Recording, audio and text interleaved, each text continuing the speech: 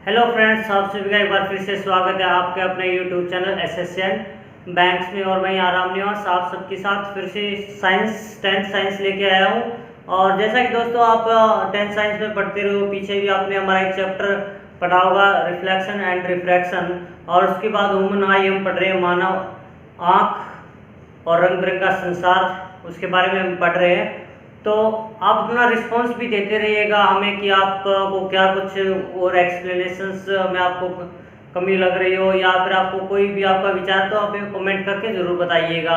और कमेंट जरूर कीजिएगा दोस्तों, दो चीज़ें जरूर कीजिएगा हमारे वीडियो पे, लाइक और कमेंट, ठीक है। और आप सभी का बहुत बहुत धन्यवाद करूँगा अगर आप चार चीज़ें, अगर आप नए नए वीडियो हमारा देख रहे हो तो आप चार काम जरूर कीजिएगा। चैनल को सब्सक्राइब कीजिएगा, वीडियो को लाइक कीजिएगा, शेयर कीजिएगा और कमेंट जरूर कीजिएगा दोस्तों।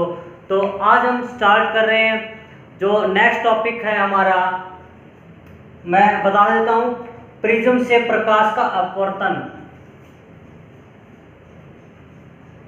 प्रिज्म से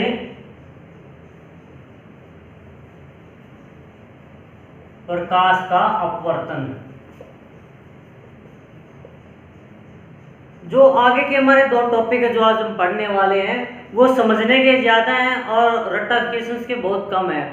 तो प्रिज्म से प्रकाश का अपवर्तन की मैं बात करूं तो बहुत एक डायग्राम है, सिर्फ इसमें वो आप समझ लेना, आपका सारा काम हो जाएगा। थोरटिकली जो आप साइड में आप लिखते रहते हो, यहाँ से यहाँ किरण गई, वहाँ से वहाँ गई, मैं साथ में बोलता चलूँगा। आपको जो डायग्राम में आपको करना है वही आपको वहाँ पे लिखना है, ठीक है। अलग से याद करने की कोई ज़रूरत नहीं है। तो इसमें क्या होता है, ये आपका प्रिज्म होता है,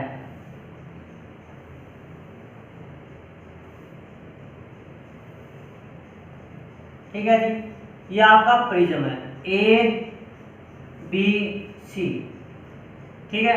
इस प्रिज्म के अंदर यहाँ पे ये जो कोण होता है इसे प्रिज्म कोण कहते हैं। क्या कहते हैं? प्रिज्म कोण कहते हैं, ठीक है जी। इसके अलावा अगर आपसे पूछा जाए, प्रिज्म कोण दो पार्श्व पलकों के द्वारा घिरे हुए कोण को क्या कहते हैं? प्रिज्म कोण कहते हैं। तो इसमें करना क्या है कि जी किस प्रकार से अपवर्तन होता है इसके अंदर, बड़ा सरल सा काम है। आपकी एक यहाँ पे इसके अंदर क्या होती है, आपतित किरण भी होती है, आपतन कोण भी होता है, प्रवर्तित किरण भी होती है, और इसमें निर्गत कोण भी होता है और निर्गत किरण भी होती है जो बाहर निकलती है, जिसे आप कह सकते हो निर्गत ना कहो तो यहाँ पे जैसे ही यहाँ पे आपतित किरण आप इस पे डालोगे, यहाँ पे मैं नाम वही दूंगा जो बुक में है, ताकि आप जैसे बुक को रिवाइज करोगे बाद में, ताकि आपको इसमें आसानी हो। तो इसने जो नाम दिए हैं यहाँ पे, इसको नाम दिया इसने PE, ठीक है। तो इसको P नाम दिया, इसको यहाँ पे जो पॉइंट है इसको कहा इसने E, इसको कहा इसने E। तो जैसे ही हम बात करते थे पिछले चैप्टर में, जब प्रकाश की किरण एक माध्यम से दूसरे माध्यम में जाती है तो उस जिस सतह पे वो टकराते हैं वहां पे एक अभिलंब डालते थे, और अभिलंब हमेशा उस सतह के साथ 90 का कोण बनाएगा। तो यहाँ पे किस तरह से डालोगे कि जी इस सतह के साथ 90 का कोण होना चाहिए, तो हम ऐसे बनाएंगे, ठीक है जी। तो जैसे ही विरल से सघन माध्यम में जाएगी तो किसकी तरफ? अभिलंब की तरफ मुड़ेगी। तो ये किस तरह से मुड़ जाएगी? इस तरह से मुड़ जाएगी। तो इसको नाम दिया है इसने EF। लेकिन वैसे ये कैसे जाती? सीधी होती तो इस तरह से। इसको नाम दिया इसने MN, ठीक है। उसके बाद क्या जी, जैसे ही इसने इस माध्यम को क्रॉस किया दूसरी सतह पे आ गई। अब ये सघन से विरल में जा रही है, यहाँ परपेंडिकुलर डाल लेते हैं हम एक अभिलंब जो इसके साथ 90 का कोण बनाएगी,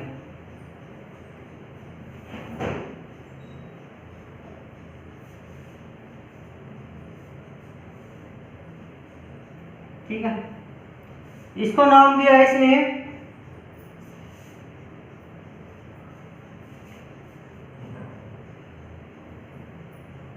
इसको एम डैश एन डैश कह दो। ठीक है, जो आप इसमें नाम रखो वही आपको, जो आप कर रहे हो वही आपको लिखना है नीचे, और जो नाम रखो वही आपको रखने हैं। अब की बार क्या है, जब सघन से विरल में जाएगी तो अविलंब से दूसरी तरफ मुड़ती है, दूर की तरफ। ठीक है, अविलंब इस तरफ था, उससे दूर की तरफ मुड़ी।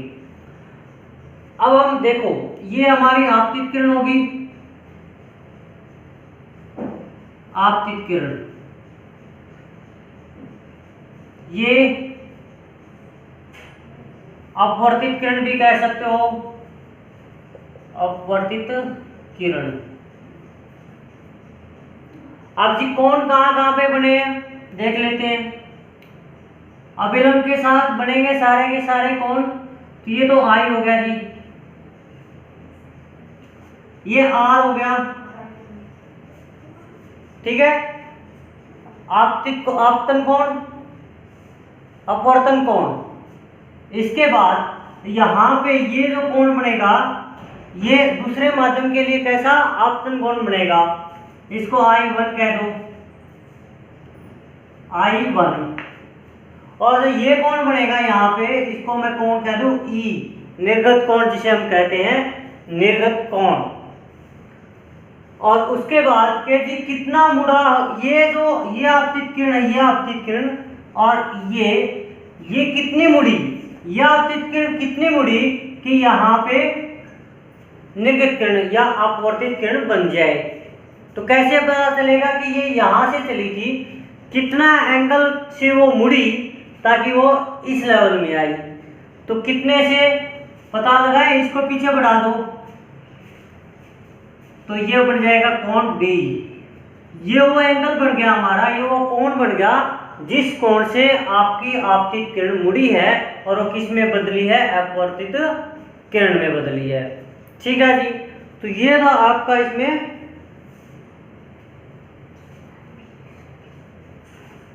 ये निर्गत कोण हो गया। आप लिख सकते हो, लिखना चाहो तो निर्गत कोण। इसे कहो तो कितना विचलित हुई है आपतित किरण, अपने रास्ते से, अपने पथ से कितना विचलित हुई है, तो इसे आप कह सकते हो विचलन कोण, विचलन कोण। ठीक है, तो आपका ये था प्रिज्म से प्रकाश का अपवर्तन होना। इसके बाद नेक्स्ट टॉपिक हम पढ़ रहे हैं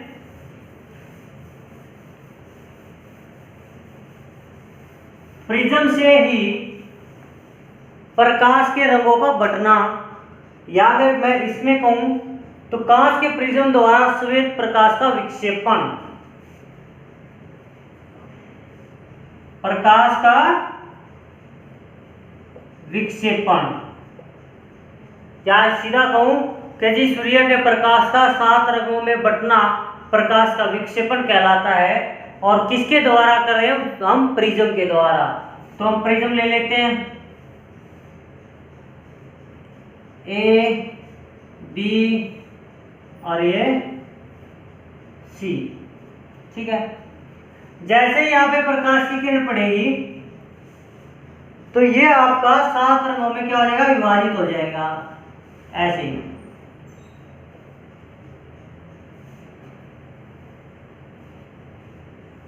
इस तरह से 7 रंगों में विभाजित हो जाएगा। ठीक है, तो इसमें किस तरह से आपका होना है ये, इसके लिए मैं आपको एक वर्ड बताता हूं, VIBGYOR, VIBGYOR। देखना 2, 4, 6 और 7 कलर में डिवाइड हो गया अपना। लेकिन शुरुआत कैसे करनी है, ये वर्ड लिखा ऐसे जाता है VIBGYOR, बड़ा सिंपल सा है, लेकिन यहाँ पे लिखोगे तो लिखना ऊपर से है, ROYGBI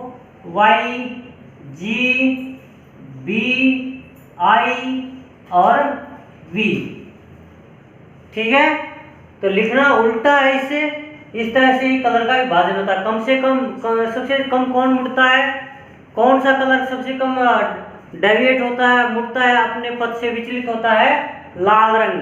तो सभी जो खतरनाक सिग्नल होते हैं हमारे, वो किससे होते हैं, लाल कलर के, इसी वजह से होते हैं। ठीक है, ये भी आपका एक क्वेश्चन होता है तो सिग्नल होते हैं वो लाल रंग के ही क्यों होते हैं? क्योंकि जो इसका जो विक्षेपण है लाल रंग का वो सबसे कम होता है, ठीक है। और सबसे ज़्यादा किसका होता है? वी वायलेट, बैंगनी, बैंगनी का कलर रंग का सबसे ज़्यादा होता है और लाल रंग का सबसे कम होता है, ठीक है दोस्तों। तो यह था प्रकाश का विक्षेपण। सूर्य के प्रकाश का 7 रंगों में विभाजित होना क्या कहलाता है? आपका प्रकाश का विक्षेपण कहलाता है। तो उसके बाद हम नेक्स्ट टॉपिक की बात करें कि जी इंद्रधनुष बनना। इंद्रधनुष बनता है वो किस तरह से बनता है वो भी मैं बता देता हूं आपको किस तरह से बनता है। प्रकाश के विक्षेपण का एक उदाहरण है। तो उसमें क्या होता है, जैसे ही बारिश होती है, बारिश होने के रुकने के बाद जस्ट जैसे ही रुकी उसके बाद, या यूँ मैं कह दूं अपने सिंपल लैंग्वेज में कि जब एक दो बूंदें तभी गिर रही हो तभी इंद्रधनुष दिखाई देता है। तो उसका रीजन क्या होता है? जो वाटर ड्रॉपलेट पड़ते हैं वहां से जो बीच में वायुमंडल में रह जाते हैं उस बारिश के दौरान, तो जैसे ही प्रकाश की किरणें उन पे पड़ती हैं, जैसे ही प्रकाश की किरणें उन पे पड़ती हैं, तो वहां से क्या होता है जी? वहां से प्रकाश का अपवर्तन होता है। जिस ड्रॉपलेट पे या उस जल की उस बूंद पे जब प्रकाश की किरणें पड़ती हैं, तो जैसे ही यहाँ पड़ती हैं इसके ऊपर, तो यहाँ पे अपवर्तन हो जाता है। यहां से टकराती है, यहां अपवर्तन होता है, ठीक है। और यहां पे क्या होता है? पूर्ण आंतरिक परावर्तन। पूर्ण आंतरिक परावर्तन, पूरा का पूरा जितनी लाइट की व्यू की वापस, तो यहां से मुड़ के यहां पे आ जाएगी, यहां से वो बाहर निकलेगी तो सघन से विरल में आएगी, उसका एक बार फिर से क्या हो जाता है? अपवर्तन हो जाता है, ठीक है। तो इस तरह से क्या होता है? इंद्रधनुष बनता है। ये आपका एक टॉपिक था। तो इसके बाद बात करें वायुमंडलीय अपवर्तन। वायुमंडल में अपवर्तन किस तरह से होता है?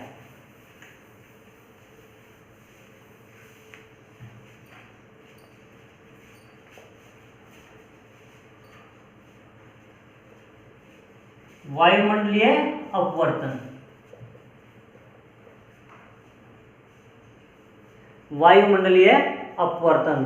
तो सबसे पहले हम बात करें तारों का टिमटिमाना। तारों का टिमटिमाना, पहली बात तो तारे हमसे बहुत ज्यादा दूर होते हैं।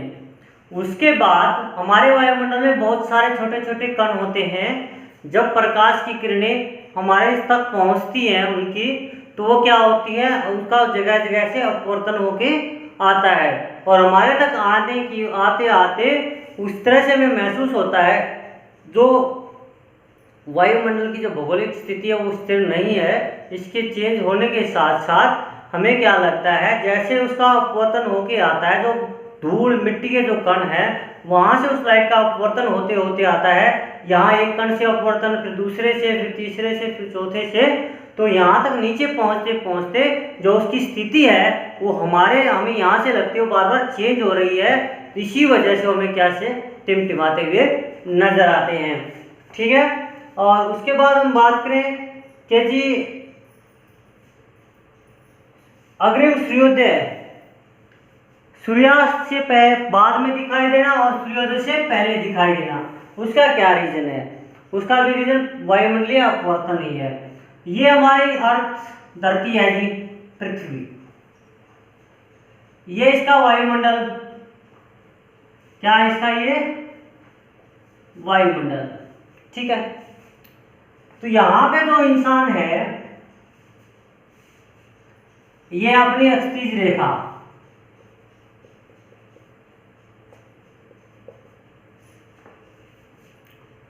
तो जो सूर्योदय से पहले 2 मिनट पहले दिखता है और सूर्योदय के 2 मिनट बाद तक, सूर्यास्त के 2 मिनट बाद तक दिखता है, उसका रीजन क्या है? वो किस वजह से हमें दिखाई देता है?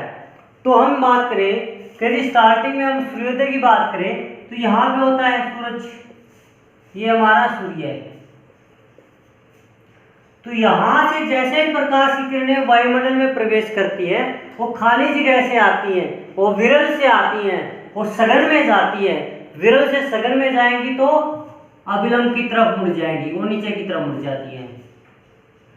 ठीक है, उसके बाद जैसे ही ये हमें आभास कैसे होता है कि हमें तो इस लाइन में दिख रहा है, तो इसी लाइन को पीछे की तरफ बढ़ाएंगे तो हमें सूरज कहाँ पे प्रतीत होगा, यहाँ पे प्रतीत होगा।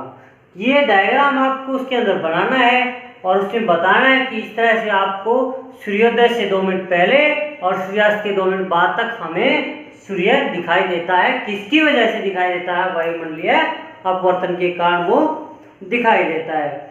ठीक है, उसके बाद जो नेक्स्ट जो 2 टॉपिक बचते हैं हमारे इसके अंदर, टिंडल प्रभाव और एक आपका बचता है इसके अंदर प्रकाश का प्रकीर्ण। तो 2 टॉपिक हैं वो हम नेक्स्ट वीडियो में जल्दी पढ़ने वाले हैं। तब तक आप इसको रिवाइज करते रहिएगा। आपका कोई डाउट है तो हमें कमेंट कर सकते हैं, आपका सोल्यूशन किया जाएगा। और हर एक वीडियो में दोस्तों पहले भी कहा था मैंने, चैनल को सब्सक्राइब कर लीजिएगा, बेल आइकन को दबा लीजिएगा ताकि जैसे ही वीडियो आए आपको मिल जाए और आप आसानी से घर बैठे पढ़ सकें। उसके अलावा दोस्तों उसके साथ साथ आपको हरियाणा स्टाफ सिलेक्शन और बैंकिंग की यहाँ पे सुविधा नॉलेज भी आपको मिलती है, आपको इसकी जानकारी भी मिलती है। तो 4 चीज़ें जरूर कीजिएगा वीडियो में, चैनल को सब्सक्राइब कीजिएगा, वीडियो को लाइक कीजिएगा, शेयर कीजिएगा और दोस्तों कमेंट जरूर कीजिएगा। तो फिर मिलते हैं नए वीडियो के साथ, तब तक के लगे रहिए, अच्छे से पढ़िए। Good luck.